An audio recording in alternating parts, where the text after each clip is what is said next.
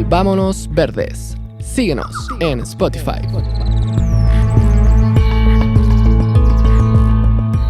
Es saludable y necesario volvernos nuevamente hacia la tierra y en la contemplación de sus maravillas conocer el asombro y la humildad. Rachel Carson.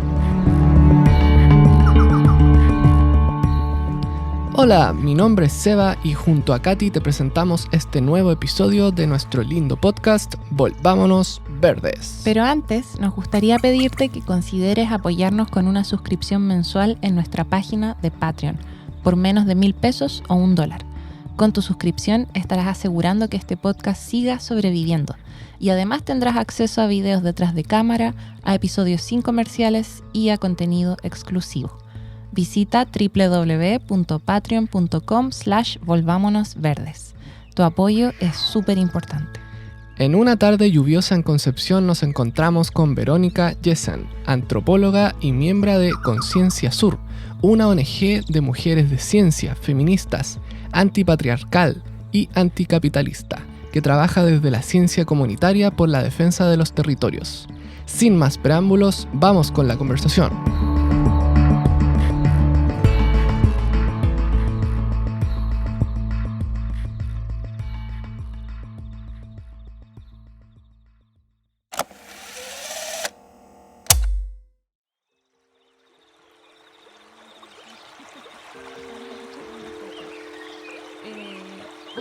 Para introducirte un poquito de por qué te queríamos entrevistar y a Conciencia Sur, es que pensamos con el Seba que ya hemos hecho, desde que empezamos a hacer entrevistas, hemos entrevistado a científicas, a científicos, y siempre desde la perspectiva de lo que ellos hacen y del conocimiento que ellos nos pueden transmitir de lo que están estudiando.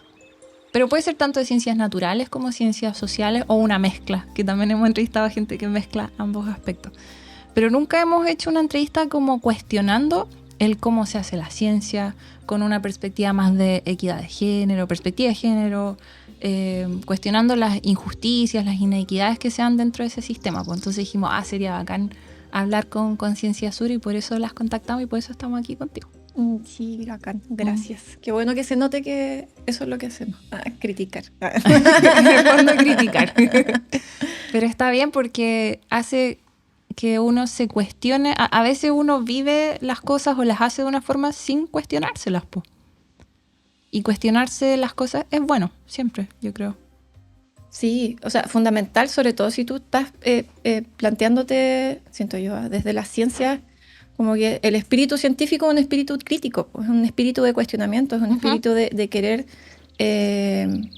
entender cómo funcionan las cosas y entender ese funcionamiento también puede implicar querer transformar ciertas cosas. Sí. Y cuando la ciencia se transforma en un dogma, pierde su espíritu esencial, pierde su esencia. Exacto. Porque a muchas personas, no sé, yo estudié ciencias naturales, sentimos que en la universidad se nos enseña a pensar de cierta forma, a escribir de cierta forma, a analizar las cosas de cierta forma, y se nos olvida que la ciencia debería cuestionarse hasta la forma en la que aprendemos y en la que creamos conocimiento. Totalmente. De hecho, así como una de las cosas que me llamó la atención con las compañeras de la ONG fue una vez que estábamos haciendo unos talleres, porque nosotras hacemos talleres internos, hacemos trabajo de autoformación, de incorporar otras cosas. Y hicimos uno sobre epistemología feminista crítica. Y una cosa que a mí jamás, yo soy antropóloga, y jamás se me pasó por la cabeza que todas las colegas, biólogas marinas, bioquímicas, jamás en la vida habían tenido algún acercamiento a la epistemología. ¿Nos puedes recordar qué es la palabra? La epistemología es como, es lo que decías tú, pues cuestionarse, es entender los sistemas de conocimiento, es entender cómo se producen los sistemas de conocimiento y entender que estos... las formas en que uno produce el saber también están posicionadas desde un paradigma. Desde un paradigma que es desde donde yo me paro, ¿cierto? Y entiendo la realidad, que va a estar determinado por mi propia historia, va a estar determinado por el momento histórico, va a estar determinado por mi personalidad, tal vez, ¿cachai? Y por posturas ideológicas en relación a cómo se entiende la realidad. Durante muchos años, por ejemplo, la sociedad fue explicada desde una perspectiva positivista. Se entendía que pasábamos por distintos estadios evolutivos, que estaba las barbaries, ¿cierto? Hasta que llegar al punto culmine, que sería la civilización. Hoy en día hay otras perspectivas y entendemos que no existe un camino recto hacia un mundo civilizado y perfecto, que eso no es la... No es como una escalera que uno va subiendo. Exactamente. No es como que yo soy mejor que mi abuelo, por ejemplo. Exactamente. Asimismo, como hoy en día entendemos que la evolución de los animales y de los seres humanos tampoco es una escalerita, ¿cierto? Sí. En donde pasamos del Australopithecus al Homo... Ya ni me acuerdo cuál era. Homo habilis, Homo erectus, el hombre de Cromañón, Neandertal, sí, hasta llegar al Homo sapiens, ¿cierto? O sea, hoy entendemos que están pasando muchas cosas al mismo tiempo y en términos de sociedad también pasa así y en términos de conocimiento también pasa así. Entender que el conocimiento científico es una forma de conocimiento, sí, que se explica bajo cierta perspectiva, que se desarrolla bajo cierta metodología, ¿cierto? Que es el método científico, pero también existen otras formas de conocimiento y como Conciencia Sur eso es algo en lo que queremos como avanzar, en entender que el saber científico es uno que tiene una historia, que tiene un posicionamiento, que surge desde un lugar histórico, pero que también hay otros. Y esos otros saberes pueden dialogar con la ciencia. Hay un montón de saberes propios de las comunidades, hay un montón de saberes tradicionales, populares, ancestrales, que existen y han estado existiendo ahí hace muchos, muchos años, y es una forma de explicar la realidad que puede dialogar con la explicación científica y puede ser tan válida como la explicación científica. No necesariamente es más ni menos. Claro, uno tiende a pensar, es que es difícil como discutirlo, ¿no? Porque la ciencia, todos tipos de ciencia están muy bien, yo pienso, ¿no? Son muy respetadas, se habla de la academia y de los datos científicos, y la gente dice, los científicos dicen que tal y tal cosa. Y está bien porque tiene toda una historia, pues sí, uno no debería como, ¿cómo decirlo?, desconfiar de los datos ni de la ciencia. Pero hay que entender que esas otras formas de conocimiento, como hablabas tú, son igualmente válidas, pues. En el tema del cambio climático, por ejemplo, hay gente que por la experiencia de su vida, que tiene campo, está observando el cambio climático, y hay gente que está midiéndolo con una probeta o lo que sea, midiendo los niveles de CO2 en la atmósfera, por ejemplo. Sí, de hecho, todo lo que tiene que ver como con conservación de hábitats, generalmente los lugares en donde hay mejores como índices de conservación son espacios que están bajo control, por ejemplo, de comunidades indígenas, de pueblos originarios, de comunidades ancestrales, que lo hacen en base a sus propios saberes y experiencias acumuladas a lo largo de cientos de años. Claro. Sin ningún tipo de saber científico y explicación científica de por medio. Y lo están haciendo bastante mejor que lo están haciendo muchas universidades. Sí. El lago Yehu Yehu, por ejemplo, es el lago con el agua más limpia de Chile. Uh-huh. Gracias a que está bajo el control territorial de las comunidades mapuche. Sí, sí. Y eso viene de saberes que pueden ser experienciales. Y quizás más que eso también. Transmisión de conocimiento también. Pues sí, la oralidad también es una forma de transmitir conocimiento. No todo está en los libros. Claro, y la oralidad, por ejemplo, el no estar por escrita, también yo creo que se la ven menos por eso mismo, ¿no? Sí, seguro. Seguro. Pero está siempre esta situación de la academia, ¿cierto? Del científico con su bata blanca como una deidad casi. Varón, blanco, heterosis, posicionado desde una supuesta objetividad, ¿cierto? En donde tenemos este laboratorio donde si simulamos, ¿cierto? Experimentamos y como generamos las condiciones perfectas, controladas, Claro. Perfectamente controladas para explicar, determinar, establecer fenómenos X. Sí. Bueno, esa forma de conocimiento también tiene una razón de ser, pues, y tiene un valor. Pero es como tú decías, como ponerlo en el mismo nivel que otros tipos de conocimiento. Sin duda que tiene un valor. De hecho, o sea, los avances científicos han significado un gran desarrollo en muchas áreas de la humanidad. Muchas cosas que vivimos hoy en día en términos de salud, en términos de industria, en términos de alimentación, en términos de explicarnos y entender cómo funciona el universo, cómo funciona el planeta, cómo funcionan un montón de cosas. No tenían otras explicaciones hasta que la ciencia se desarrolla y es capaz de explicarla. No, sin lugar a dudas, sin cuestionar y como pretender que la ciencia no es un aporte, todo lo contrario. O sea, trabajamos nosotras desde la ciencia. Es una agrupación de mujeres científicas. Sí, sí. ¿Y cómo fue? Tú nos contabas que eres antropóloga, ¿no? Sí.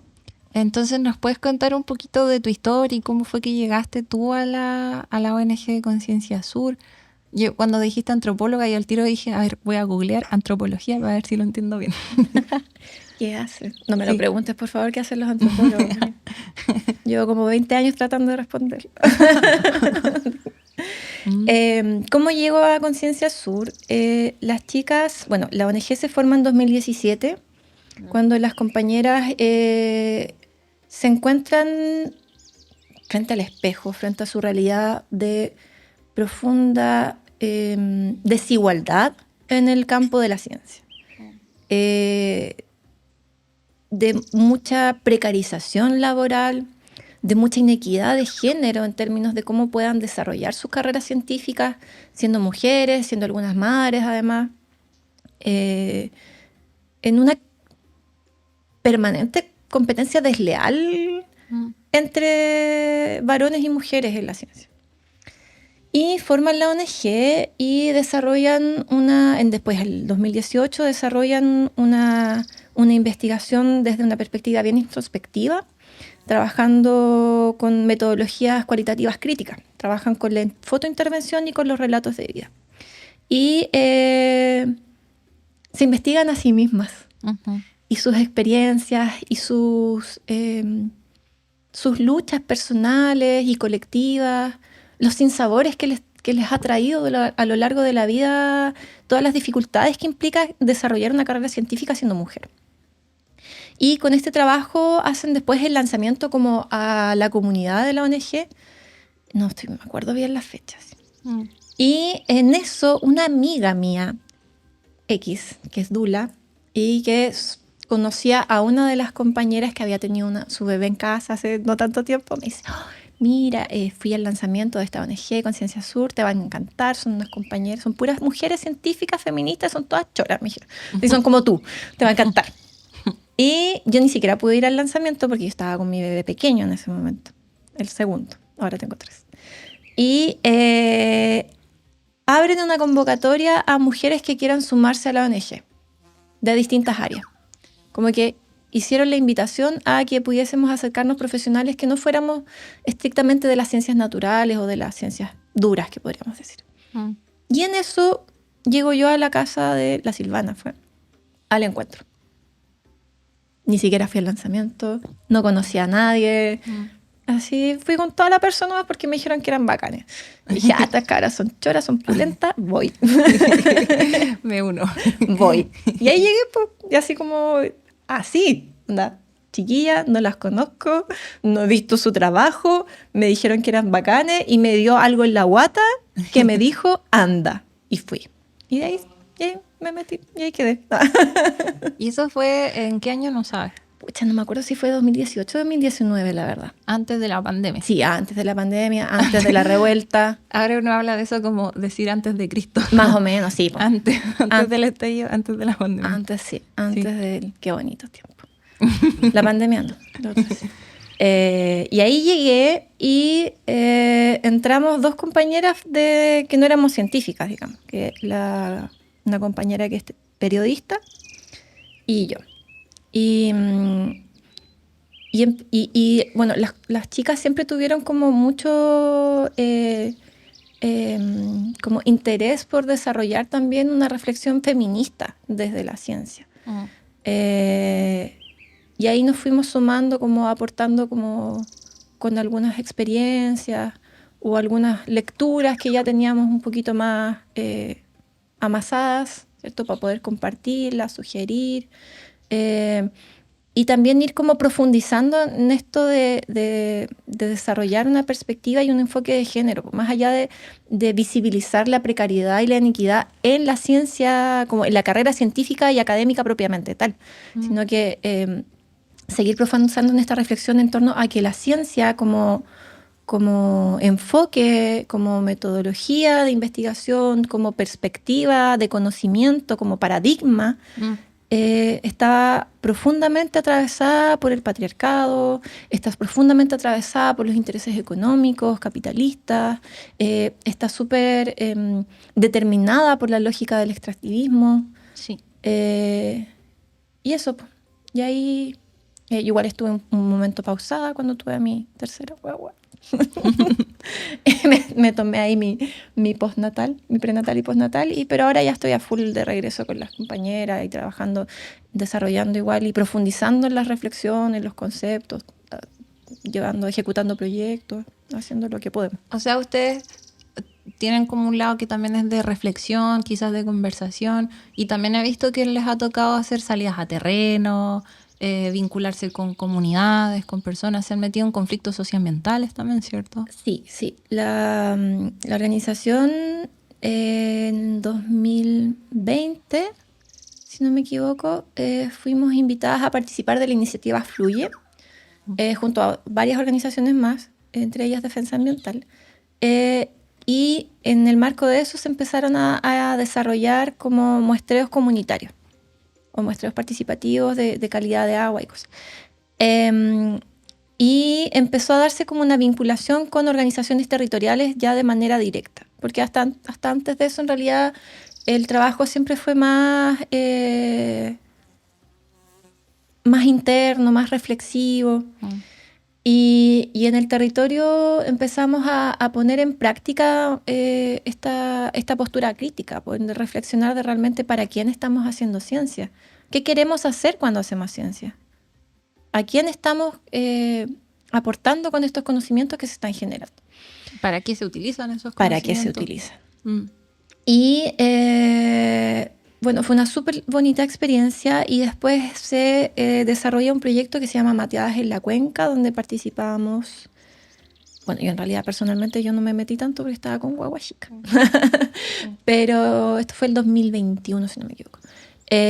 Con una agrupación de defensa medioambiental que se llama ADEP, de Quinchamalí, en donde se da una instancia de diálogo de saberes, en donde así es como que esta instancia de decir, wow, las mujeres de acá que han vivido toda su vida y que están desarrollando su oficio y están defendiendo su territorio, tienen mucho conocimiento y tienen mucho que decir.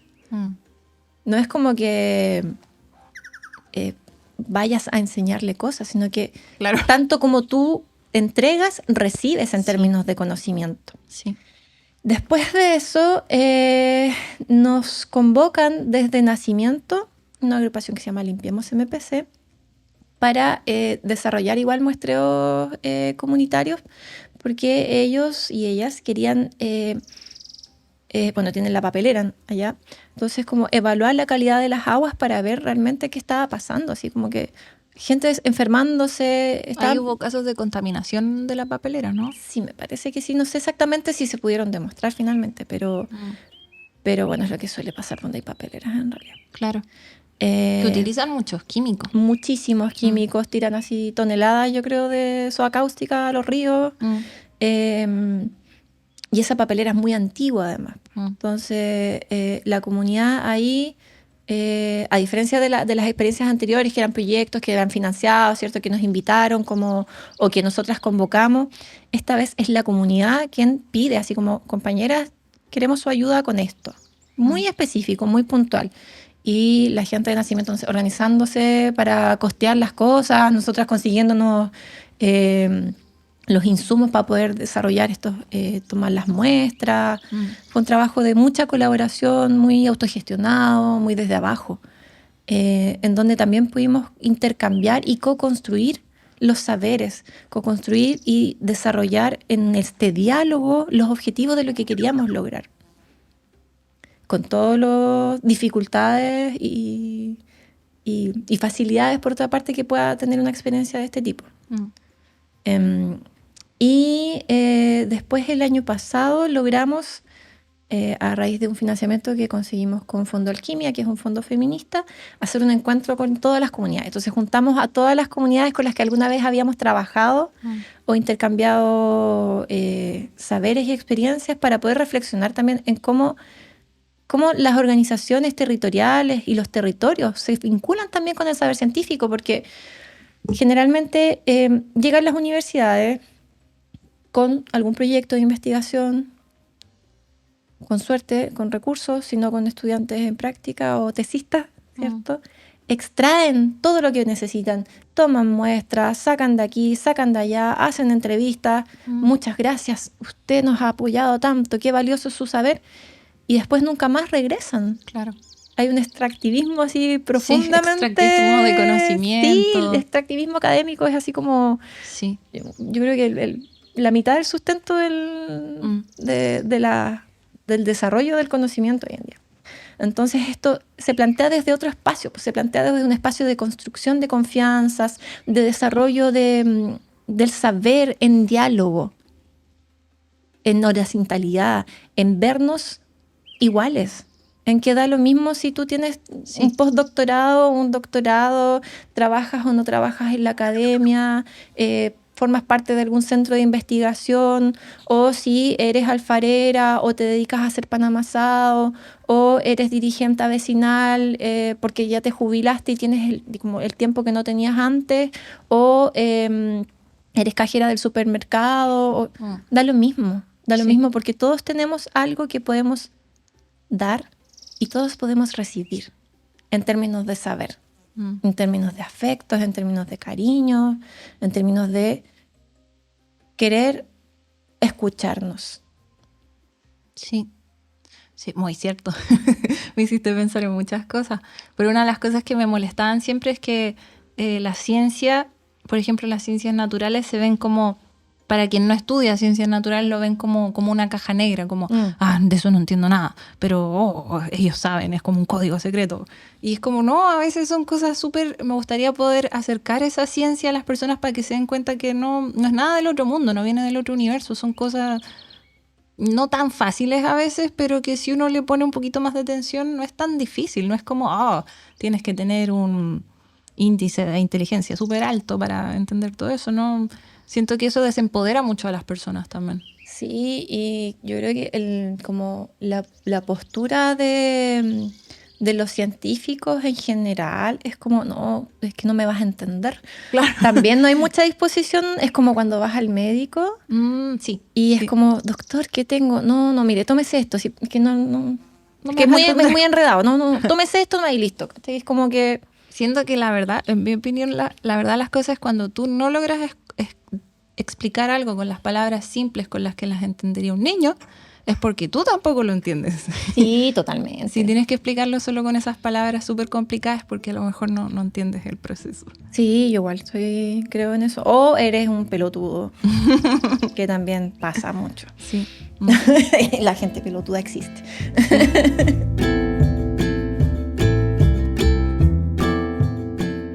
Si te ha gustado nuestro podcast, nos gustaría pedirte que consideres apoyarnos con una suscripción mensual en Patreon, por menos de $1,000 o $1.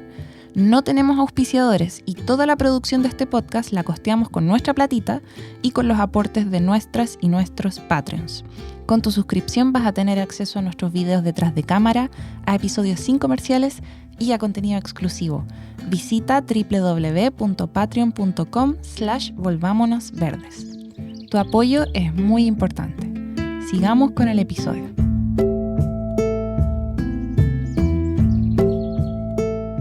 Oye, y mencionaste en un momento, no sé si eso te ha tocado a ti personalmente, porque no estudiaste ciencias naturales, pero puede ser desde cualquier perspectiva. Como cuál es ¿Tienes ejemplos concretos de problemas o inequidad o injusticias que viven mujeres científicas? En la universidad, en la academia, por ejemplo. Sí, totalmente. De hecho, por ejemplo, en las historias de vida de las chicas relatan muchas situaciones y que yo creo que eso en realidad es transversal a los espacios de poder. Muchas situaciones de acoso directamente, situaciones de abuso de poder, situaciones de menoscabo en función del género, situaciones de discriminación, de profesores diciéndole a las compañeras así como, anda a criar a tu hijo, si tú no vas a terminar esto, ¿para qué vienes para acá? O ¿por qué no se arregla un poquito más para que venga y vemos la nota? O ¿por qué no sé, pues no conversamos en otra instancia? Así como situaciones de acoso, de maltrato verbal también. Y bueno, y las estadísticas en realidad también hablan bastante por sí solas. Yo pillé aquí, la verdad, encontré de una presentación que hicimos hace tiempo, algunas estadísticas de Chile. Por ejemplo, distribución de los autoras más productivos de artículos académicos por área del conocimiento según sexo. Por ejemplo, las ciencias naturales.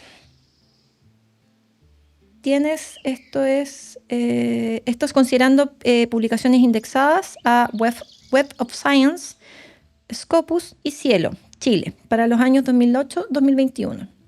Ciencias naturales. Del total de publicaciones, 4 son publicaciones de mujeres, 38 de hombres.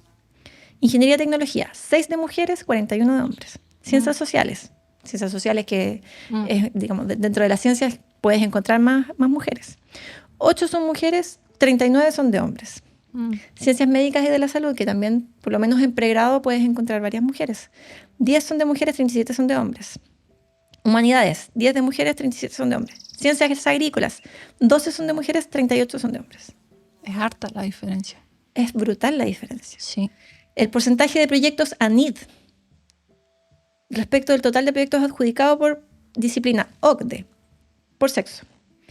A ver, ya, mira, el más equitativo es de ciencias de la salud, donde tienes el 49% adjudicados a mujeres y el 41% a hombres. Uh-huh. Pero en otras áreas, ay, ¿por qué se me perdió mi estadística tan bonita que tenía aquí? Por ejemplo, en ingeniería y tecnología, solo el 29% de los proyectos adjudicados son adjudicados a mujeres versus el 71% a hombres. De las universidades, del Consejo del CRUCH, del Consejo de Rectores, solo 5 mujeres son rectoras. Las otras 50 universidades tienen rectores varones. ¡Wow! 5 contra 50. 5 contra 50. Esas son las estadísticas. Y en la medida que va avanzando la carrera en la academia, vas encontrando cada vez menos mujeres. Por ejemplo, en la planta administrativa, el 56%, estas son todas estadísticas oficiales por si acaso, de la encuesta de equidad de género de educación superior del Mineduc 2020. En la planta administrativa, el 56% son mujeres versus un 44% de hombres. Sin embargo, cuando nos vamos a los docentes permanentes, solo un 41% son mujeres y 59% son hombres. Ahí se intercambia, sí. En el caso de investigadores no docentes, el 35% son mujeres y el 65% son hombres. Cada vez más grande la diferencia. Cada vez más grande. Y bueno, y lo de los rectores ya es brutal. Sí, Decanaturas igual, lo mismo. Entonces, si en el pregrado, y esto es transversal a todas las instituciones universitarias, en el pregrado tienes, no sé si tú te acuerdas cuando estabas en pregrado, más o menos el porcentaje de varones y mujeres. Éramos más mujeres. Eran siempre como área ecológica, biología ambiental, éramos más mujeres. Y sin embargo, las publicaciones en ciencias naturales, como te decía, solo 4 mujeres publican versus 38 varones. Y eso es absolutamente transversal. Entonces, ¿qué pasa ahí? Son las mujeres las que empiezan su carrera con todo el entusiasmo de que ser científicas y de repente dicen, no, en realidad esto no era para mí. Claro. ¿De la nada? Sí. Como no, me di cuenta que no me gustaba. Claro, no, en realidad quiero, no sé. Me encanta trabajar sin contrato y dar boletas siempre. Tener que trabajar haciendo clase entre universidades con boletas en vez de tener un contrato permanente. Me encanta. Las mujeres nos gusta eso. No, no es eso. No pero pasa las razones eso. detrás de estos números son múltiples también, pues, ¿no? Sí, totalmente, es multifactorial, pero yo creo que ahí hay un elemento en común, que es que vivimos en una sociedad profundamente machista y patriarcal.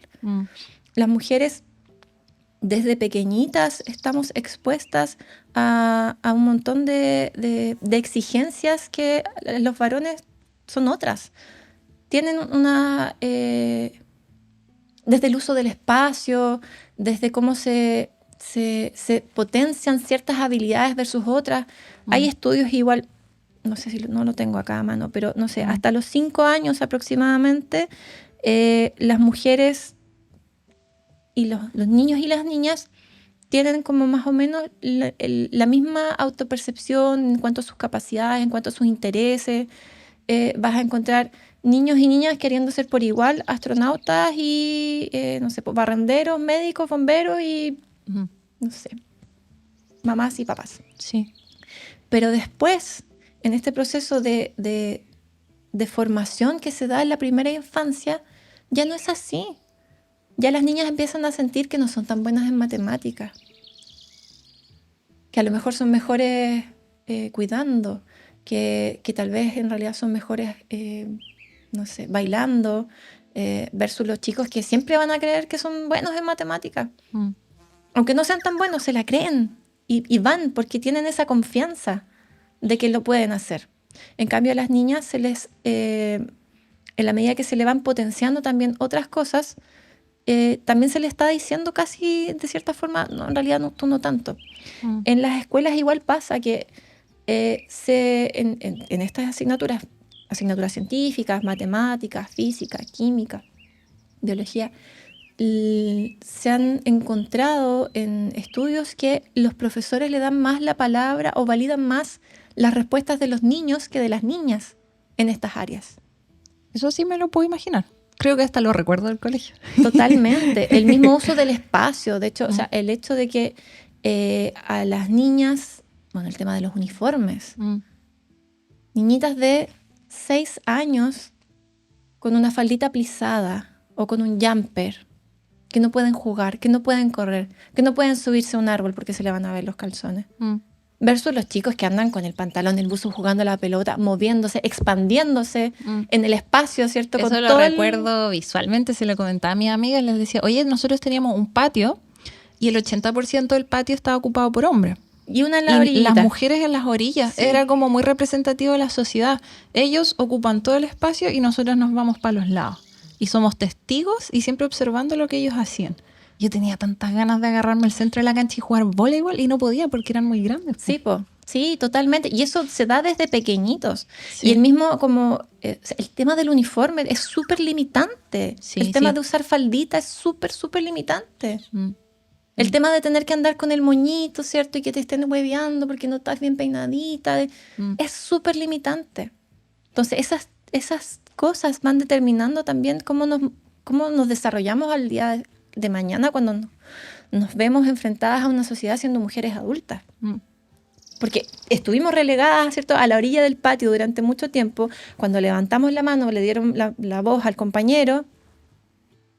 Y cuando logramos hablar, llegó otro a decir, mira, lo que ella quiere decir es tal.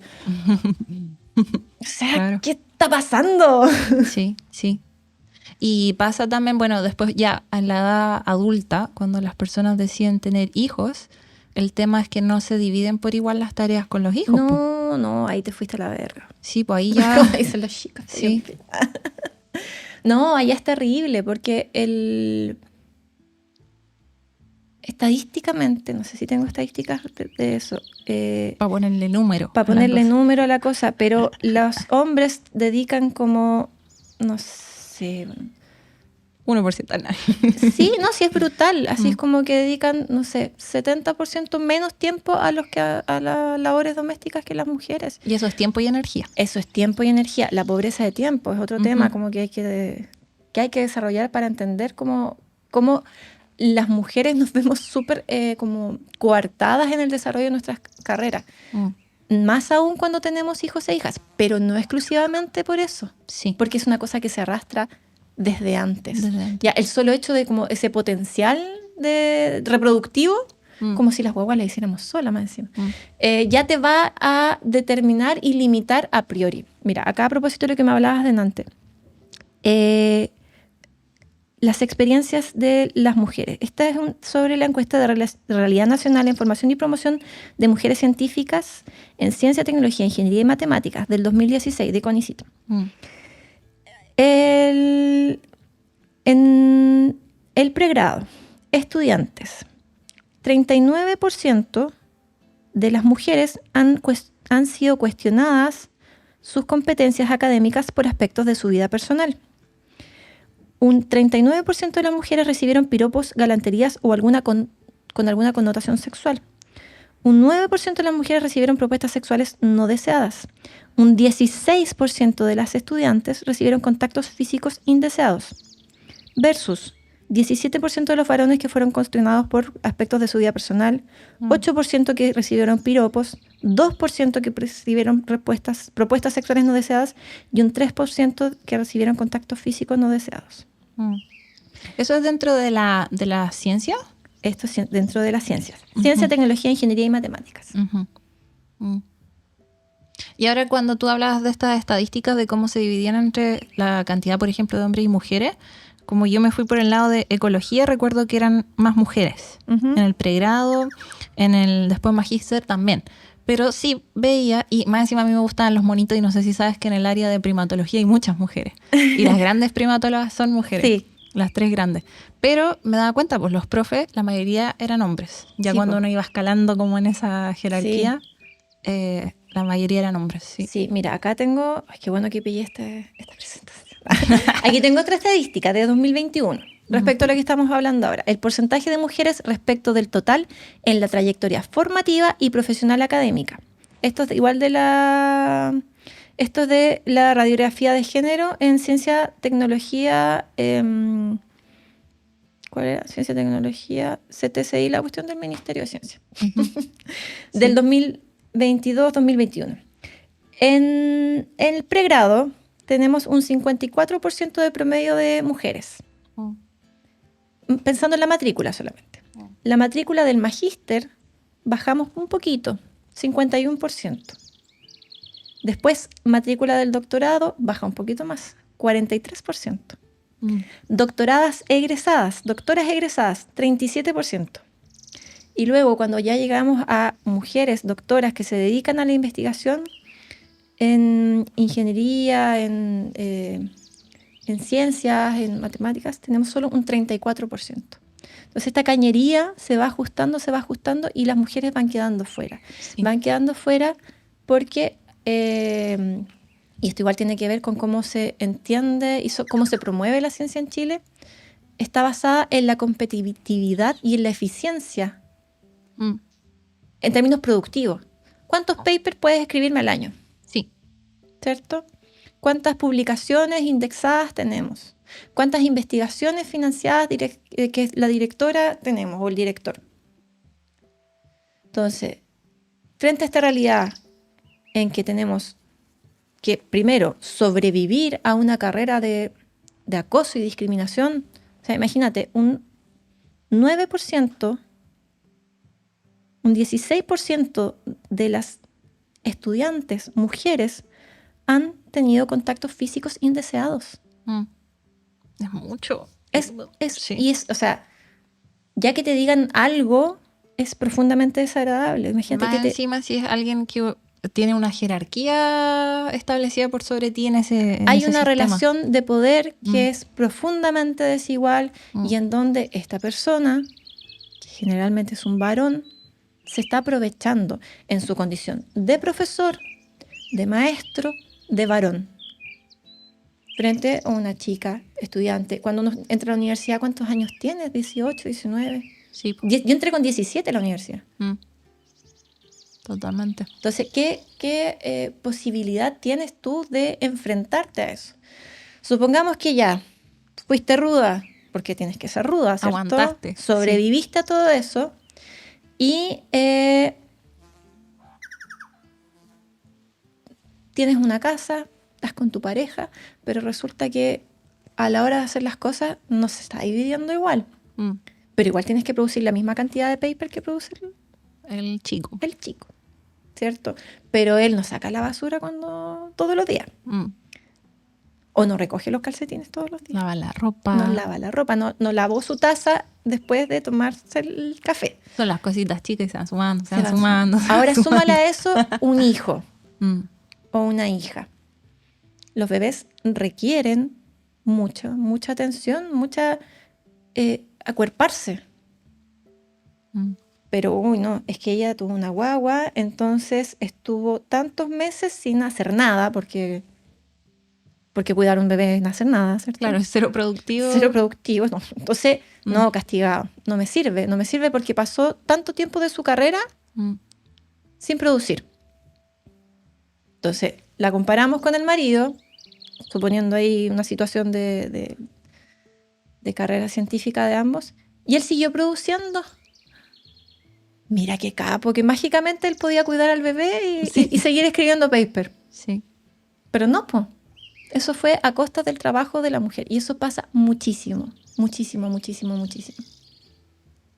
Qué difícil pensar en soluciones. O sea, las soluciones son como obvias. Pero ¿cómo cambiar todo esto? Pues no sé si está mejorando con el tiempo o va seguramente demasiado lento. Yo creo que hay mejoras, pero no es suficiente. No es suficiente porque seguimos teniendo una discrepancia brutal entre varones y mujeres en términos de carrera científica. Si bien, no sé, en términos de población neta, en general la cantidad de varones y mujeres es más o menos igual. Incluso la mayoría de la población es mujer, 51%. Pero al desarrollo de las profesiones y del trabajo, la inequidad se dispara. En términos de salario también, hoy en día en Chile tenemos todavía un 30% de diferencia salarial en promedio. Y eso es un 30% de diferencia entre trabajos que son iguales, ¿no? Equivalentes. Trabajos, o sea, claro, no exactamente iguales generalmente, pero sí pasa que como las carreras de las mujeres se ven súper coartadas a lo largo del ciclo vital femenino, digamos, tenemos esas diferencias como en promedio. Ahora bien, no podría asegurarte que la rectora de una universidad versus el rector de otra universidad tengan esa diferencia per se. Sí. Pero, bueno, y los profesores, por lo menos en la educación pública, no sé si las universidades será tan así, porque hay distintas categorías también de contrato. Porque tenemos los profesores titulares, ¿cierto? Los profesores a contrata, los profesores honorarios, los, ¿cómo se llama? Colaboradores académicos. Y generalmente las mujeres están en los rangos con mayor precariedad laboral. Entonces ahí también se generan estas discrepancias como salariales, porque efectivamente vas a tener 2 profesores haciendo tantas horas de clase, dedicando tanto tiempo a la investigación, pero uno es profesor titular y el otro es colaborador. Sí. Y el que es colaborador o colaboradora tiene un sueldo radicalmente menor. De hecho, por ejemplo, ahora hace poco salió una noticia a propósito de la Asociación de Investigadores, ANIP, reclamando nuevamente lo mismo que se viene reclamando hace años, que los salarios son bajísimos. O sea, tenemos una directora de una investigación que tiene un proyecto de iniciación con un salario de 500.000 pesos. Que no está contratada por la universidad, que la universidad le dice, agradézcame que le puse la firma para que pudiera postular. Entonces, esta investigadora con 500.000 pesos no es capaz de sostener su casa, tiene que trabajar en 2, 3 cosas más. ¿A qué hora escribe el paper? Claro, sí. ¿A qué hora revisa todo lo que tiene? O sea, lo hace, pero ¿a costa de qué? A costa de sí misma. A costa de sí misma, claro. Sí. Entonces ahí tenéis también un montón de... Hay otras estadísticas que hablaban sobre la incidencia de enfermedades y trastornos mentales en los investigadores de posgrado. Principalmente en las mujeres igual es altísima, así como un nivel de estrés, de burnout, de depresión, súper alto. Sobreexplotación, sí. Totalmente. Nosotros la otra vez hicimos unos talleres igual en la universidad, hicimos los cálculos respecto a la pobreza de tiempo de las mujeres. No lo podíamos creer. Pobreza de tiempo, qué buen término. Pobreza de tiempo, ese es un término. Eso lo veo mucho. Claro. Sí, porque hay hace muchos años, ¿cierto? Cuando se establece la jornada laboral de 8 horas diarias, 8 horas para trabajar, 8 horas para descansar, 8 horas de ocio. Dime, ¿quién vive así? ¿Quién descansa 8 horas? ¿Quién descansa? ¿Quién duerme 8 horas? Sí. ¿Ya? ¿Quién duerme 8 horas? ¿Quién dedica solo 8 horas diarias al trabajo? En el mejor de los casos tienes un contrato así permanente y estás con una jornada que son 9 horas diarias para hacer las 45 semanales, ¿cierto? Y eso sí tenés suerte. Porque si estás contratada, por ejemplo, eres docente, están las horas de clase, pero en la universidad no te dan horas para que tú prepares y hagas todo eso. Eso tú lo haces cuando puedes. Porque lo que te contratan son las horas en sala. Más encima ni siquiera te dan un espacio en la universidad si tú no eres contratada. O sea, yo tenía unas compañeras que estuvieron trabajando en un laboratorio de la universidad durante la pandemia y no podían comer en el comedor de la universidad porque no eran contratadas. ¿En serio? Tenían que irse a comer al auto, porque como estaban en la pandemia y todos así psicopateados máximo con mascarilla y alcohol gel por todas partes, no las dejaban. Imagínate ese nivel de brutalidad en la precariedad y en la desprotección dentro de la academia. Sí. Compañeras con doctorados, postdoctorados, gente que preparadísima, que ha pasado años estudiando, aportando, investigando, generando saberes, generando conocimientos, para ganar 500 lucas y que no les dejen entrar al comedor de la U. Qué fuerte todo eso que me dices de la precariedad que hay también. Es muchísima la precariedad. Si no estás... O sea, quienes trabajan en las universidades, que se dedican a la investigación y que tienen contratos, viven otra realidad completamente distinta. Tienen seguridad social, tienen seguro de salud, están tranquilos, que se pueden enfermar, que es lo mínimo que debería tener cualquier trabajador y trabajadora. Sí. Porque cuando tú estás en otras condiciones, estás a la deriva. No sé, por ejemplo, tengo otra, esto ya no es de la... Esto es como general también, pues compañeras que trabajan como colaboradoras académicas para la universidad y que saben que el último sueldo es en diciembre y el siguiente le va a llegar en mayo. ¿En serio? Aunque sepan que en marzo empiezan las clases, porque vacaciones no tienen, porque las contratan de marzo a diciembre, ¿cierto? Y como en marzo y abril el tema de la caja es medio difícil, se demora, les llega el primer sueldo en mayo. Y llevan, no sé, 7 años así. Y te estoy hablando de una universidad grande. Así y yo creo que esto, lo que estás hablando no es solo de Chile, pues esto de, yo creo probablemente el mundo entero también. Más o menos. Sí, no sé si será tan grosero, mejor, peor, pero sí. Sí, o sea, de hecho, por ejemplo, yo viví en Argentina igual varios años y en la UBA también trabajaban muchas compañeras ad honorem. Y estaban años ad honorem hasta que se abría una planta y podían entrar a trabajar así un poquito más decente. Porque tengo una amiga que vive en Inglaterra y trabaja ahí como, creo que en temas de universidad. Y habla de eso, pues, pero ella lo hablaba a nivel general, del nivel de explotación y de sufrimiento y de falta de tiempo que sufren las personas. Y si eso tú le agregas esto, bueno, y las diferencias entre hombres y mujeres, me imagino que debe ser brutal también. Es muy fuerte. Mira, aquí encontré otras estadísticas respecto a la pobreza de tiempo. ¿A qué se refiere, por ejemplo, la pobreza de tiempo? ¿Que uno no tiene tiempo para cosas básicas? Claro, o sea, la pobreza de tiempo es que tú te dediques más de, no me acuerdo cuánto es el porcentaje de horas. O sea, es como, ya, la línea de pobreza de tiempo es dedicar más de 67,5 horas de trabajo semanales. Uh-huh. Si tú le dedicas más de 67,5 horas de trabajo a la semana, estás bajo la línea de la pobreza de tiempo.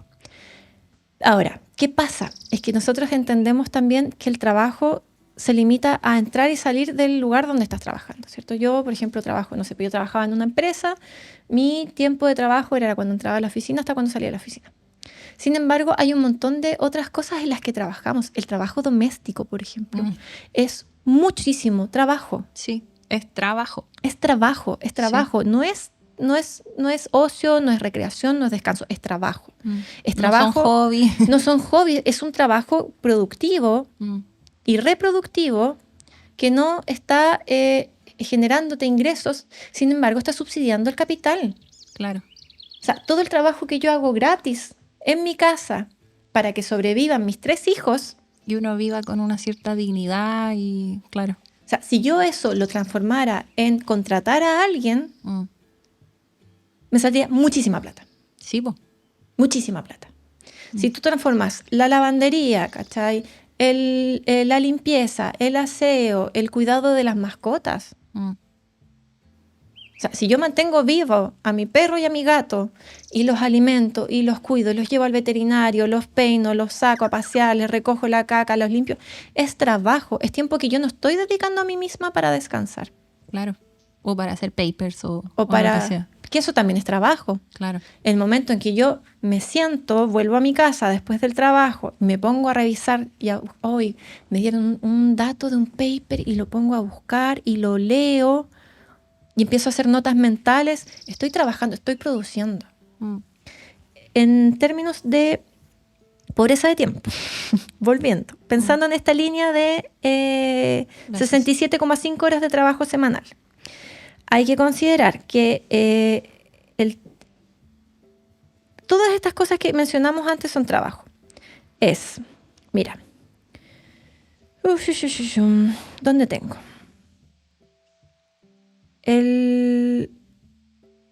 Por ejemplo, no sé, regar las plantas. A mí me encantan las plantas, me hacen feliz. Pero eso también, tener una huerta. Tú estás produciendo, estás transformando. La definición de trabajo, en términos, no me acuerdo bien, como la definición física de trabajo, ¿cierto? Cuando tú usas una fórmula, es cuando tú le aplicas energía a algo para transformar una cosa. Claro. No sé si ustedes sabrán la definición correcta, por favor la pueden poner ahí sobre mi voz. Sí. Pero toda esa energía que yo estoy aplicando para transformar algo, para transformar la comida, para transformar el desorden en orden, para transformar esa semillita en una plantita, todo eso es trabajo. Para transformar la ropa sucia a ropa limpia, para transformar la ropa desordenada a ropa ordenada y guardada, todo eso es trabajo, que principalmente desarrollan las mujeres. Sí. Volviendo a la estadística. Pobreza de tiempo por carga global de trabajo en porcentaje, según sexo y ciclo de la vida familiar. Esto es un estudio de la Fundación Sol que se llama El tiempo es oro de 2021. Pareja joven sin hijos. Un 33,4% de los varones viven bajo la línea de pobreza de tiempo versus un 43,6% de los varones. De las mujeres. O sea, de las mujeres, perdón, sí. Tienes toda la razón. Al inicio de la familia, ¿cierto? Como con niños pequeños, un 60,9% de los varones versus un 81,9% de las mujeres. Ahora, sí, bueno, esto es 41 y 61% en el ciclo de expansión y crecimiento, ciclo de consolidación y salida, o sea, cuando los hijos ya están grandes, 29,7 y 48,5, pareja mayor sin hijos, viejos, ya realizados ambos, 26,6 versus 46,3 las mujeres. Ahora, si esto tú lo desagregas por el porcentaje dedicado al trabajo no remunerado, solo trabajo no remunerado. Una pareja joven y sin hijos, no hay hombres varones con pobreza de tiempo, versus el 8% de las mujeres. Al inicio de la familia, con niños pequeños, un 4.1% de los varones versus el 55.7% de las mujeres. Entonces, ¿qué me estás diciendo ahí? Las mujeres están haciendo cargo de todo. Sí. Se están haciendo cargo de la mitad de la economía, que es sobrevivir. O sea, ¿para qué producimos dinero? ¿Para qué producimos mercancía? ¿Para qué producimos alimentos? ¿Para qué construimos viviendas, edificios y casas? Para vivir.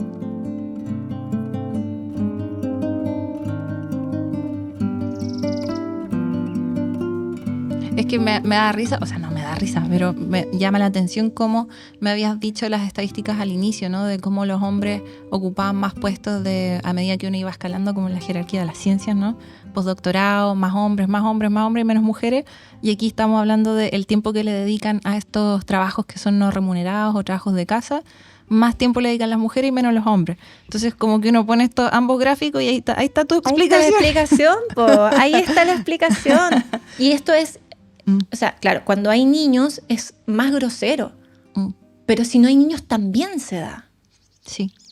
Porque las labores domésticas, de cuidado, como todas las responsabilidades reproductivas de la vida, todos los cuidados, ya sea de mascotas, de personas mayores, ni hablar cuando hay en una familia personas con discapacidad. Las mujeres, o sea, se quedan, su vida se vuelca al cuidado. Hay otra estadística que quería leerte. Si bien todos estos son, a mis ojos, son trabajos tal como tú dijiste, no sé cuál es la definición de trabajo, pero me imagino que el país considera trabajo lo que aporta al Producto Interno Bruto. Y se piensa que eso no aporta, siendo que en verdad sí. Sí, o sea, igual hoy en día ya están, bueno, hace tiempo en realidad, están como entendiéndose el trabajo no remunerado como trabajo. De hecho, sí, como probablemente, no sé, no me han censado todavía, pero probablemente... ¿Ahora en el censo lo consideran así? Puede ser que o deberían, si es que no lo están haciendo, deberían considerarlo. Como las labores domésticas, como... Sí. Pero, claro, no está monetarizado. Y como vivimos en una sociedad en donde todo es dinero, lo que no está monetarizado no se valoriza. Es como el tema de cuando hablamos que hay algo que es gratis.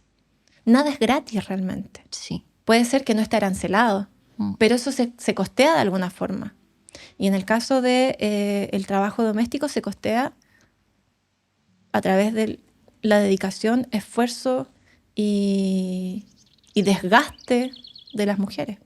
Imagínate que están así, ejemplo propio, mi mamá, cuando ella ahora está jubilada, pues está trabajando igual en una tienda donde es vendedora. Cuando ella se va a la tienda me dice, me encanta irme al trabajo remunerado porque es como un descanso del trabajo de la casa. Totalmente. O sea, en la casa, siendo que ahí no le pagan por el trabajo que está haciendo, siente que trabaja más que cuando va a trabajar. Totalmente. Yo he escuchado muchísimas mujeres así, o sea... Cuando salgo de la casa descanso, me dice. Sí, es como que, oye, bueno, ya, voy a la casa, voy a salir, tengo que trabajar, adiós. Sí, el trabajo son las vacaciones. Sí, totalmente. Imagínate, o sea, y es terrible, imagínate lo terrible que es, así es como que me voy a trabajar porque ahí descanso más. ¿Cachai? Así como que estoy tan hecha mierda, básicamente, que necesito que me exploten laboralmente para relajarme. Sí, para sentir que estoy descansando. Para sentir que estoy descansando, así como que necesito un poquito de explotación laboral porque la explotación doméstica ya no me tiene reventada, no doy más. ¿Y crees que estamos encaminados como a mejorar esto como sociedad? Espero que sí, deberíamos. No, si no tuviera esa esperanza me habría tirado por la ventana, yo creo que hace rato. Que la respuesta fácil sería sí, es que es con educación desde los niños, muchas cosas que hay que cambiar en realidad. Sí, pero claro, el tema con eso es que igual seguimos como recayendo en la responsabilidad de las mujeres, de las madres en este caso. Porque no todo se aprende en casa, hay muchas cosas que aprendemos afuera de la casa. Sí. Y esa responsabilidad de poder procesarlo, de poder transformarlo, está en cada uno, y todos y todas, y todos somos responsables. Y efectivamente es mucho más probable que esto lo entienda un niño pequeño que un adulto que ya se formó y tiene su estructura así como mucho más cuadrada. Pero tampoco es suficiente como pensar ese niño va a cambiar el futuro, porque desde hoy, nosotros hoy día estamos haciendo el mañana. Hoy día, con nuestras acciones concretas, con nuestro ejercicio diario de existir, cómo nos relacionamos, cómo nos vinculamos, cómo reflexionamos también, y volviendo atrás como al posicionamiento científico. ¿Desde dónde me posiciono, por ejemplo, desde las ciencias, al momento de hacer ciencias, para aportar a estos cambios? Porque si yo me sigo posicionando como este super Dios, ¿cierto? Con mi bata blanca, que tengo todo controlado en mi laboratorio, en mi experimento, y lo hago, creo que esa realidad que controlo dentro del laboratorio la puedo controlar afuera, sin cuestionarme de dónde viene esto. O sea, ¿qué estoy investigando? ¿Quién me financia lo que estoy investigando? ¿Por qué se eligió este proyecto y no otro? Sí. ¿A quién voy a beneficiar con estos resultados? Porque la ciencia no es inocua. Y el investigador no es objetivo. Está esta falacia de la objetividad, ¿cierto? De la objetividad como 100% objetividad no 100% existe. objetividad, claro, no, es que yo soy científico, entonces yo veo las cosas desde... Mentira, tú ves las cosas desde donde creciste, donde estás posicionado. El conocimiento es situado. Sí. Bueno, es algo que nosotros planteamos también desde Conciencia Sur. Nos planteamos situadas en un momento histórico, con una trayectoria personal, volviendo a todo esto que, por ejemplo, va a ser muy distinta la perspectiva de una investigadora a un investigador. La investigadora que, por ejemplo, tuvo que pasar por todas estas dificultades de crianza, de labores domésticas, de acoso, versus uno que la tuvo así, pero que salió jabonado y que le estuvieron aplaudiendo permanentemente todo lo que hizo y nunca se le exigió nada como fuera. Que nunca se tuvo que enfrentar al mansplaining, que nunca se tuvo que enfrentar al gaslighting, a todas estas terminologías, ¿cierto? Sí. Que describen estos micromachismos que en realidad no son tan micro, ¿cachai? Porque son súper permanentes y constantes. Y si a eso le sumas, no sé, pues, situaciones de acoso ya más groseras, que puede ser la razón por la que una mujer que quiere seguir la línea académica no la siga. Totalmente, absolutamente. Que decida no voy a seguir. Por supuesto, ¿cachai? O sea, es como... yo creo que es súper difícil como levantarse en resistencia, pero al mismo tiempo tienes que mantenerte así como no tan en mala, porque sabemos que todos los protocolos también que se han creado hoy en día en las universidades tampoco funcionan tan bien. Porque es la víctima la que se tiene que aislar básicamente, ¿cachai? Y tiene que ir siempre dando como un paso al costado. Bueno, hay algunas disciplinas en donde es más evidente que en otras tal vez, pues, pero sin duda yo creo que pasa en todas las áreas de la academia, de las ciencias naturales, de las ciencias sociales, y las artes también.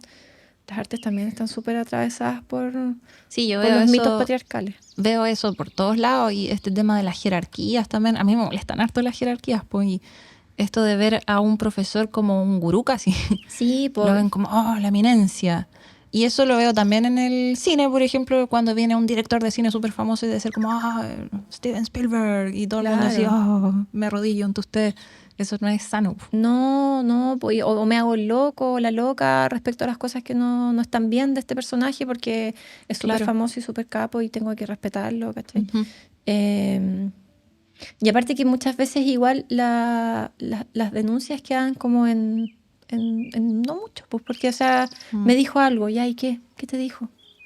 Sí. ¿Cachai? Es como que es súper relativizable y es súper fácil para la sociedad cuestionar esas como experiencias. Que se consideran subjetivas, quizás. Que se consideran subjetivas, totalmente. No es medible. Como, no te lo dijo así como tú pensaste, como tú te lo tomaste. Claro, ¿cachai? Porque hay muchas sutilezas también en este tipo de situaciones. Sí. Entonces, sin duda que esas cosas van coartando la carrera de muchas mujeres que deciden, en realidad esto no es para mí. No estoy dispuesta a someterme a esto para llegar a qué. Y también esas mismas cosas te van desarrollando inseguridades también, por el famoso síndrome del impostor, que no sé si lo habrán escuchado, me imagino que sí. Cierto es que las mujeres en general tenemos que demostrar mucho más. solo por ser mujeres. Tenemos que ser más bacanes, más inteligentes, más perfectas, mejores. No se puede fallar.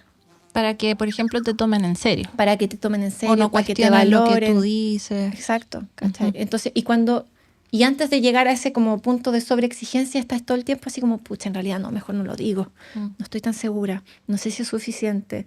No sé si estoy capacitada. No sé si es... no sé si lo voy a decir bien.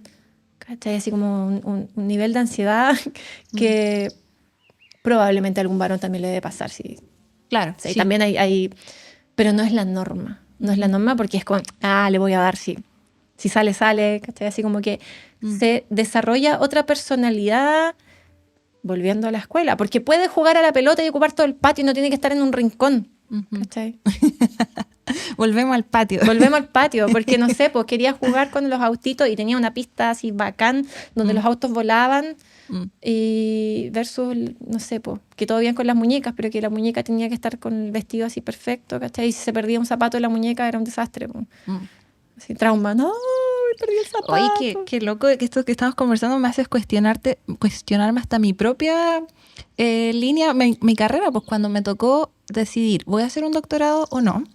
Por muchas razones decidí que no. Y ahora estoy pensando, ¿no habrá sido por todo eso que dices tú? Porque claro, yo veía que había mucha competitividad y que los profes eran súper exigentes y que todos se estaban comparando con todos. Y ese ambiente como que no me gustaba. Pienso, a lo mejor si hubiese sido hombre me habría sentido distinto. Pero es difícil también darse cuenta también. Que en mi caso no fue en Chile, fue en otro país. Y ahí quizás las condiciones eran más distintas. Pero a lo mejor fue por eso. Puede ser si igual hay, o sea, bueno, hay muchas cosas que obviamente son multifactoriales, pero también esa forma de reproducir el conocimiento basado en la competitividad, basado en que... ¿Quién sabe más? ¿Quién sabe más? ¿Quién tiene más publicaciones? ¿Quién tiene más investigaciones? ¿Quién tiene más doctorados? ¿Quién piensa más fuerte? Sí. Y esa cosa de estar como también peleándose la idea, ¿cachai? Así como robo de idea, es una cosa que pasa. Sí. Pasa. No voy a compartir mi no sé, mis resultados todavía porque todavía no he publicado. Entonces, si los comparto ahora, no, me van a cagar.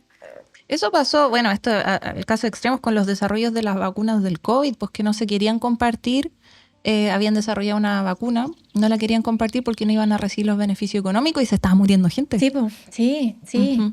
¿Cachai? Versus plantearse y posicionarse desde otro enfoque que tiene que ver con colaborar, un enfoque colaborativo en donde podamos compartir, en donde, claro, o sea, ¿qué prima más? ¿Cuál es mi objetivo después de esto? El reconocimiento personal, la retribución monetaria, el conocimiento, así como una cosa altruista, el beneficio de todos y todas. ¿Qué es lo que me mueve? ¿Qué es lo que me moviliza en mi quehacer? Obviamente necesitamos, ¿cachai? O sea, como que todos queremos que nos paguen. Claro. Yo necesito mi sueldo para poder sobrevivir, para poder mantener mi casa, etcétera, etcétera. Pero también necesito entenderme y ser parte de una sociedad que construimos entre todas y todas y en donde queremos compartir y saber, y volviendo al otro que conversamos, en donde da lo mismo si tenemos o no tenemos el doctorado, el postdoctorado, somos cajeras de supermercado o hacemos alfarería. Sí. Todos y todas tenemos algo que podemos compartir, que podemos intercambiar. Sí. En términos de conocimiento, en términos de experiencia, en términos de, no sé, resultados, objetos, lo que sea. Claro. Justamente la semana pasada conversamos con 2 chicas que están llevando a cabo un proyecto de mercado local y trabajan con huerteras.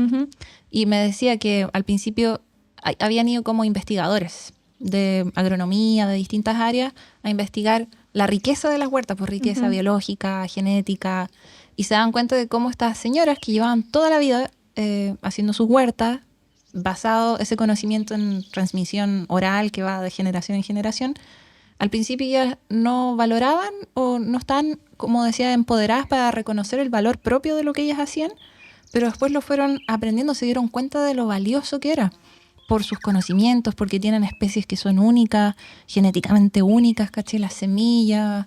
Y ahí me decía la chica, la Romina, que las veía cómo se empoderaban y cómo se daban cuenta del valor propio y ya no se disminuían a sí mismas frente a, no sé, a un científico, por ejemplo. Y eso sería ideal, po. Sí, qué importante.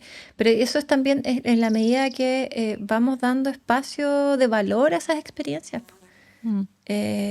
Por ejemplo, el otro día estuve en un terreno por otra pega con unas hermanas de una comunidad autónoma mapuche. Y la hija de una de ellas se estaba preparando para machi en una zona en donde estaban en un sitio, en un predio en recuperación, solamente predio forestal, puro eucalipto, así como... Y un par de manchoncitos de nativo que era donde se habían instalado. Y me contaba que para no tener que ir a buscar el Lagüen tan lejos, porque estaban entre Muchen y Coyipulli, tenían que ir a Contulmo, por ejemplo, donde quedaban lugares donde, o a la cordillera arriba. Entonces estaban haciendo un proceso de restauración ecológica, básicamente, que traían plantas de los menocos de los otros lugares y los estaban agarrando en las vertientes y en los cursos de agua de donde ellas vivían, recuperando especies que en la zona estaban perdidas. Ese trabajo de conservación, así, ¡wow! Era restauración ecológica, sí. Así como restituyendo un ecosistema. Restituyendo un ecosistema, transformando un lugar que estaba profundamente degradado por la industria forestal en un espacio diverso, con presencia, y me nombró, no sé, como 10 especies de herbáceas distintas que ocupaban para remedio, para el agua. Y que estaban así como que no, que esta ya no estaba aquí, pero la recuperamos. Y yo así, ¿pero cómo lo hizo? No, la ponía aquí, acá, y ya agarró, y ahora se da un montón, y así, y en un par de años. Sí. Y sin ninguna universidad de por medio. Sin un paper. Sin ningún paper de por medio. Sí, pues eso es el valorizar las prácticas que a veces consideramos que no son valiosas, pues. Totalmente. Y pasa mucho cuando queremos trabajar en ciencia con comunidades que desde la misma academia es como, bueno, ¿y cómo vas a validar esos datos? Sí. ¿Cómo validas esos datos? Porque no hay, no sé, pues mediciones, estadísticas, números. Claro. No, ¿por qué no puedo valorizar lo que están diciendo 5 generaciones? ¿Por qué no puedo valorizar eso? Hay 5 generaciones que están describiendo este fenómeno. Este mismo fenómeno yo lo puedo explicar en términos científicos. No, es que no... ¿Cómo valida esos datos? Es como que la ciencia tiene que evolucionar. O sea, yo creo que está llegando a un punto en que ya está bien cómo se hizo hasta ahora, basado, no sé, pues en el siglo XVIII, 1700, 1800, en esos pensamientos, y ahora tiene que mutar a algo nuevo, algo como nos podríamos imaginar. Sí, es que se está transformando en un dogma.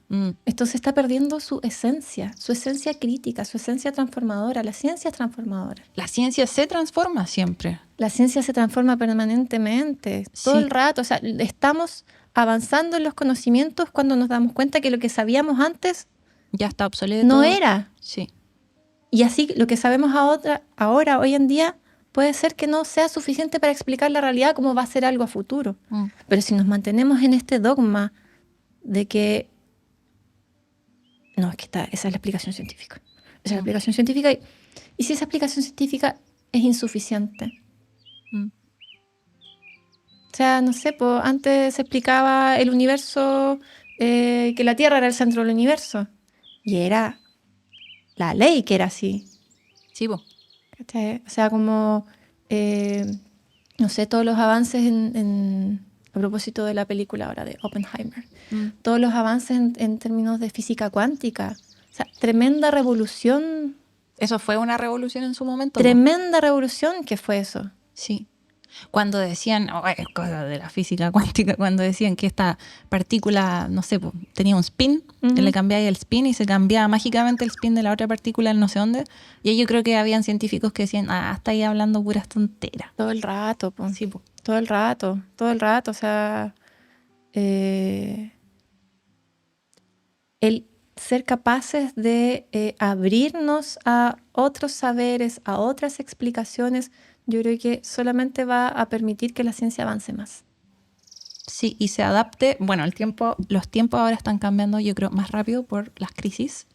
Entonces, como que todo va a tener que entrar en crisis para adaptarse a las nuevas cosas. Y sí, probablemente. Ojalá que la crisis no nos deje el planeta destruido nomás. Claro. O sea, yo creo que va a pasar de todo, así como cosas muy malas y muy buenas. También va a ser como un boom de muchas cosas. De más. Sí. Igual la naturaleza se adapta. El tema es que sobrevivamos en esa adaptación. Sí, no sabemos. Hoy me gusta mucho todo lo que haces porque me estoy cuestionando muchas cosas que no me había cuestionado, po.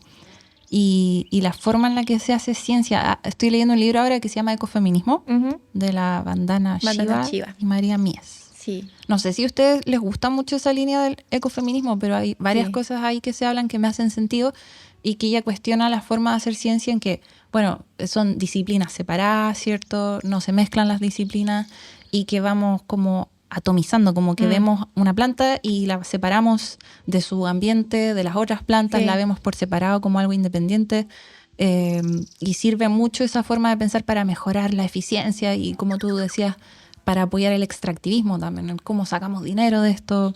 Entonces, todo eso es como que hay que cuestionarlo. Sí. Tenemos, yo creo que bastante... no sé si decir influencia o encuentros con el ecofeminismo. En donde, porque claro, pues, Vandana Shiva es una grosa. Es física, creo ella. Sí, es una capa así máxima. Sí. Y cuestiona mucho como el quehacer científico y cómo el capitalismo también determina la agenda científica. Si eso es, sí, está muy influida por el capitalismo. Eso es, ¿cachai? O sea, todos los avances. Por ejemplo, una de las compañeras trabaja en investigación a nivel genético con bosque nativo, con otros particularmente. Y en la facultad en donde estaba trabajando, el, no sé, 70-80% de las investigaciones es sobre especies exóticas, sobre pino y eucalipto. Porque quienes financian las investigaciones, ¿a quién les interesa que se aprenda más sobre pino y eucalipto versus a quién le interesa que se aprenda más como es la genética del bosque nativo? Está financiado por empresas forestales. Totalmente. Los seminarios, lo mismo, no sé, pues, en términos como yo trabajé harto tiempo para una empresa que desarrollaba energías renovables no convencionales. Y también pues toda la investigación en términos como de energía, ¿cachai? O sea, están financiadas y están... Ya, la evaluación ambiental. La empresa que se quiere hacer un proyecto de inversión, ¿cierto? Y tiene que someterse a la evaluación ambiental. ¿Quién hace las líneas bases? ¿Quién presenta el estudio de impacto ambiental? ¿Quién lo financia? ¿Quién determina que el consultor pueda decir finalmente hay o no hay afectación? La empresa decide, paga, financia, busca a los consultores, le dice, ya mira, no sé, pues tenemos que instalar esto. Llega el biólogo, presenta su línea base de flora y fauna. Flora y vegetación por un lado, fauna por otro. Y resulta que aparece, no sé, una ranita X. Y es como que, ya, bueno, hagamos otra campaña para ver si realmente está. Bueno, pero si nos corremos un par de metros más acá, no vamos a afectar a la ranita, porque la ranita la pillaste ahí y nosotros nos vamos a instalar acá. 2 metros más. Claro, ¿cachai? Y es como... Y armas todos los resultados, ¿cachai? En función de esos par de metros que se corriste y presentas una medida de que vas a reinstalar a la ranita 30 metros más, sabiendo que el 50% de los animales que son, no sé si es 50 o más, pero que son como reinstalados, terminan muriendo, ¿cachai? Sí. Eso se publicó hace poquito en las redes sociales, ¿cierto? En Ladera Sur creo que hasta lo dijo, Sí. de un proyecto, no sé si era una minera, y que vieron que había un pajarito que les iba a provocar problemas porque estaba en estado de conservación, o sea, en peligro Sí. o algo así. Y dijeron, mira, saca mejor esa información. Sí, pues no, si eso pasa, ¿cachai? Eso Mm. pasa. Y eso pasa en estos estudios, que ya es grosero, porque tienen que financiarlo y hacerlo todas las empresas. Mm. O sea, las consultoras independientes de verdad que son súper pocas, porque aparte que tenéis que vivir, pues, ¿cachai? Tenéis que pagar cuentas. Necesitáis que te sigan contratando. Sí. Entonces, si tengo que acomodar un poquito el informe, lo acomodo, pues, ¿cachai? O sea, es como que muchas y muchas científicas estamos como trabajando para empresas, financiados por empresas, Sí. en nuestra investigación. Y las universidades, igual, ¿quiénes financian finalmente las universidades? No sé, por la... no sé, el EULA, por ejemplo, cuando se murieron los cisnes en el río Cruce, que fue súper cuestionado su estudio, ¿cachai? Porque claro, Celco le paga para que haga este estudio, para que finalmente diga que no son tan malos, ¿cachai? Sí, obvio.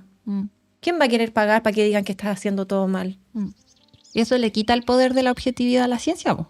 No es objetiva. Totalmente, no es objetiva para nada, ¿cachai? Sí. No sé, hoy en día, ¿cómo se financian las investigaciones? A través de fondos concursables. Pero estos fondos concursables también tienen líneas predeterminadas, ¿cachai? Es como que, ya, vamos a hacer un fondo de investigación en tal, tal y tal. Y tú tienes que meterte dentro de esas líneas, ¿cachai? Y dentro de eso acomodar lo que quieres hacer si quieres obtener el financiamiento. ¿A quién le interesaría pagar una investigación en nacimiento para saber si las aguas del río Vergara están realmente contaminadas y las napas subterráneas de donde se obtienen agua, las viviendas a través de punteras, están contaminadas por la celulosa? A la comunidad le interesa, claro. ¿Y de dónde saca plata la comunidad Claro. para pagar esto? Porque los estudios son caros. Sí, sí. O sea, los insumos que se requiere para hacer análisis de metales, por ejemplo, ¿cachai? No es como que puedas ir a la farmacia a comprar un kit. El capitalismo es un problema. El capitalismo es un problema, el patriarcado es otro. Y Sí. son aliados. Extractivismo metido dentro de eso también. Sí, pues que el extractivismo al final es como es la herramienta que ocupa el capital en estas zonas de los sures globales, pues, ¿cachai? Porque en otras áreas, en otros lugares va a ocupar otras estrategias que tengan que ver, no sé, pues con la industria, que tengan que ver con o cómo se mezclan también otros sistemas económicos y políticos, como lo que pasa en China, lo que pasa en la India. En China, que tienes un Estado que es súper potente y que decide y hace todo con una economía profundamente capitalista, pero que convive con, no sé, campos de reeducación. Es una wea así, pero horrorosa. Bueno, y cuando uno hace esta crítica como al capitalismo, me imagino que hay gente que te dice, pero bueno, ¿y qué propones? ¿Qué propones? Pucha, yo en mi mundo ideal me gustaría vivir en un mundo en el que si vemos un río, lo veamos como un ecosistema entero y veamos al río que fluye y que va desde los glaciares hasta el mar y que lleva agua y que tiene un agua subterránea y tiene peces, insectos y personas que conviven con ese río. No como, de aquí voy a sacar agua para mis cultivos para exportarlos a no sé dónde.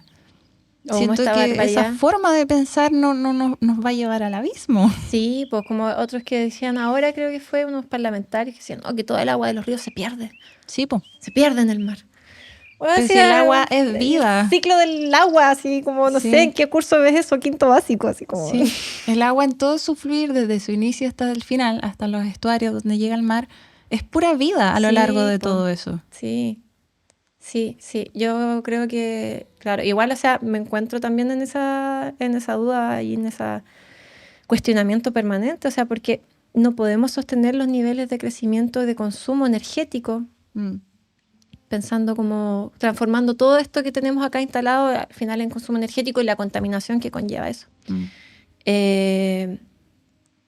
No sé si es posible sostener esto, yo creo que no. O sea, yo creo que hay que apuntar como a decrecer.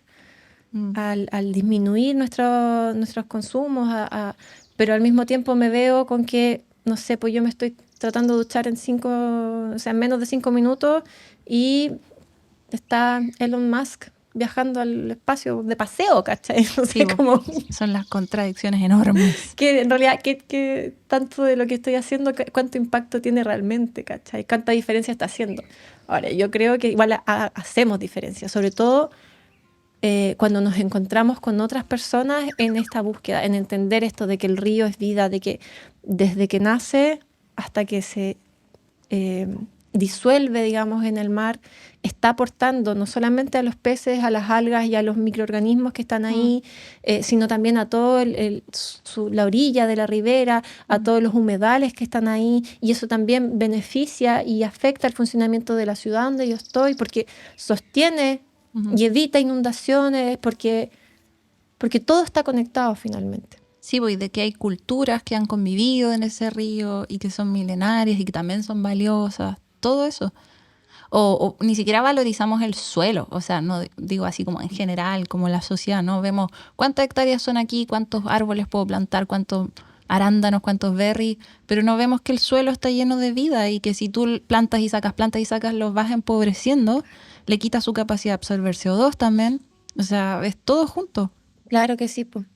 Y es un fenómeno que lleva años y años sí, pasando, que se ha observado. O sea, de hecho, toda la transformación de la octava y novena regiones, bueno, y ahora la región de Ñuble, que en área forestal, fue justamente por eso, porque todas las plantaciones de cereales y granos, ¿cierto?, deterioraron mucho el suelo, porque la agricultura intensiva también es súper dañina. Entonces, ¿qué hacemos?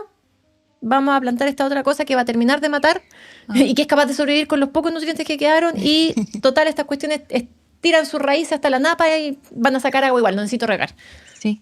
Entonces es como, hoy no estamos entendiendo nada. No, y el tema de aguas subterráneas, que veo que hubo un estudio hace unos meses atrás que hablaba de lo deterioradas que están las aguas subterráneas en Santiago, por ejemplo. Y me imagino que la gente, hay personas que tienen la visión, no hay agua, hagamos el pozo más profundo, más profundo. Y saquemos el agua y movamos el río. Y nos vamos a quedar sin agua eventualmente. Sí, totalmente. El tema de todo así controlarlo, ¿cachai? Por ejemplo, acá con la Asamblea Barrial Puchacay igual hicimos un proyecto de ciencia pública que colaboramos con Lari, que es compañera de la ONG. Y hicimos también todo este ejercicio como de dialogar con los vecinos y las vecinas. Bueno, yo soy de allá de toda la vida, nací y criada. Y hablar de cómo se ha ido transformando el entorno, pues, porque es un estero que viene del Parque Nacional Longuén y desemboca en el río Andalién. Y en estos diálogos que hicimos con mapas, que intercambiamos mucha experiencia y muchos saberes, fuimos observando cómo el desarrollo urbano fue a costa de como ahogar el río, de taparlo, de encauzarlo, de canalizarlo, de encementarlo, de rellenar todos los humedales, todas las vegas, hacer casas. Y había toda una interacción de la comunidad humana, ¿cierto?, y también de la comunidad animal y toda la flora que desde el parque, que es una antigua reserva, ¿cierto?, se expandía por la ribera a un espacio que hoy en día está encementado, en donde todos los animalitos, todos los pajaritos que crecían, las carmelitas, están ahora como relegados al nacimiento del río, porque toda la humanidad ocupó ese espacio, pero sometiéndolo. Sí. Y todas las interacciones saludables que también se daban en términos comunitarios, que la gente se iba a pescar, que iban a bañarse, que jugaban a la pelota y se les caía la pelota y se metían, no sé, caminando a buscarla, ahora es imposible.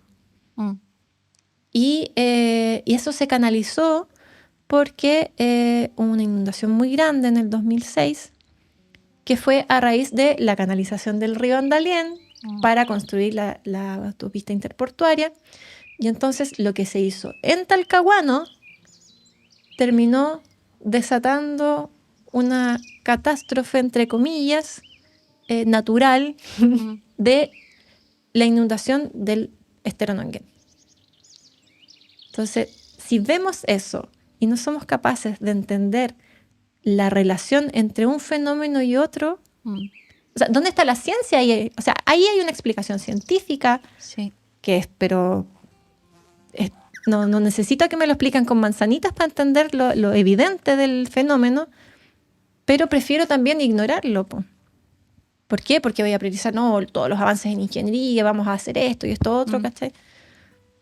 Porque igual el conocimiento es súper como funcional a los requerimientos y a las necesidades y a los objetivos de una agenda económica, de una agenda de desarrollo inmobiliario, que es plata, básicamente. Sí, y pasa que en términos de naturaleza, tal como habíamos dicho que no se valorizan ciertos conocimientos ancestrales o ciertos tipos de trabajo, valorizar a la naturaleza como los servicios medioambientales que proporciona la naturaleza es muy difícil porque sería infinito. Sí, los servicios que proporciona el río, la atmósfera, el agua, el aire, todo eso que nos permite vivir y estar vivos y hacer todo lo que hacemos, sería muy difícil. Y valorizar económicamente, ¿por qué importa que el río fluya y tenga sus curvas y mantenga sus orillas vegetadas con vegetación? Es difícil darle el valor económico, pero es todo, casi es como infinito. Sí, pues sí. O sea, yo creo que lo podemos lograr en algún momento. De hecho, para darte como noticias positivas, he escuchado mucho. Bueno, yo estudié en República Checa y ahí tuve clases de hidrología y esto fue en el año, 2012. Y me acuerdo de la profe que decía, nosotros pensábamos que estábamos solucionando todo con nuestros canales y nuestras pavimentaciones y haciendo que los ríos llegaran más eficientemente aquí y haciendo embalses, y nos dimos cuenta que no. Y hay muchos lugares en Europa ahora que están desarmando todo eso, están sacando el cemento, permitiendo que los ríos fluyan, que hagan sus curvas, sacando esas como canaletas. En Estados Unidos están sacando embalses porque se dieron cuenta que dejaron la cagada con el tema de los salmones, que no podían subir arriba del río, están volviendo especies. Entonces yo creo que igual eso va a ser parte de humildad también, de darnos cuenta que con nuestro super avance científico la estábamos cagando a veces. Sí, pues. Y que la naturaleza en toda su sabiduría a veces es un poquito mejor. Sí, yo creo que se puede llegar a ese equilibrio de entender. Que no es volver al pasado, no es eso lo que uno quiere, es como es un equilibrio entre ambas cosas. Sí, es que no se puede volver al pasado Tampoco. Aunque quisiéramos. Sí. Aunque quisiéramos decir, no, vamos a vivir como vivíamos hace 500 años atrás. No podemos, aunque quisiéramos. Claro. Entonces, sí, pues yo creo que hay que... Humildad, me gusta esa palabra. Yo creo que hay que ser humildes en términos de entender dónde estamos, cómo estamos, qué estamos haciendo bien y qué estamos haciendo mal. Sí, yo creo que es una buena como conclusión de a dónde llegar. Y volviendo a Conciencia Sur, yo creo que esto de avanzar en la ciencia comunitaria y en empoderar a la comunidad y su saber es una postura de humildad también. Sí. De ver a un otro como más valioso incluso que uno mismo, o tan valioso como uno mismo. Igual de válido, sí. igual de válido, igual de valioso, igual de respetable. Creo que eso es necesario, o sea, como para el desarrollo de la ciencia en general. Sí. Muy lindo. Sí. Pero llevamos creo que hablando no sé cuánto rato. Creo que mucho rato quizás. 1 hora y media. Pero gran parte creo que quedó plasmado aquí en la conversación, gran parte de lo que quería conversar contigo y de la visión también de la ONG Conciencia Sur, ¿no? Sí, espero. Después me van a decir que hablaste. Sí, nos fuimos a la volada, pero sí, pues eso. Es eso. Bacán. No sé si hay algo último que quisieras compartir o algo que se te haya olvidado. No, yo creo que abordamos todos los temas, porque es entender que la ciencia es, y que la denuncia que hacemos, ¿cierto?, que tiene que ver con la ciencia que es profundamente patriarcal. De hecho, uno de nuestros lemas es como no más ciencia patriarcal, y que el capitalismo y el extractivismo son un problema que tenemos que poner así como detenerlo. Trascenderlo quizás. Y trascenderlo totalmente. Hay que buscar nuevas formas. No es posible seguir como estamos. No, pues. Y lo vamos a ver, lo vemos ahora claramente en el clima, por ejemplo. Sí, pues sí. O sea, el cambio, la aceleración en el cambio climático no es porque sí, pues. Y querer hacerse el loco con eso no da más. Uh-huh. Ya pasó la época de hacerse el loco, ya pasaron los 80. Sí, exacto, eso fue en los 80. Sí, pues. En donde ya se sabía, pero se estaban haciendo los locos. Sí, pues sí, o sea, las primeras como alertas son, claro, los 80. Uh-huh. Sí. Bueno, muchas gracias, Vero. Gracias a ustedes. Perdón por hablar tanto. No, me encanta, de eso se trata. Y ojalá que a alguien le haga sentido. Ojalá que varios hombres escuchen este episodio. Bueno. Listo, estamos. Adiós.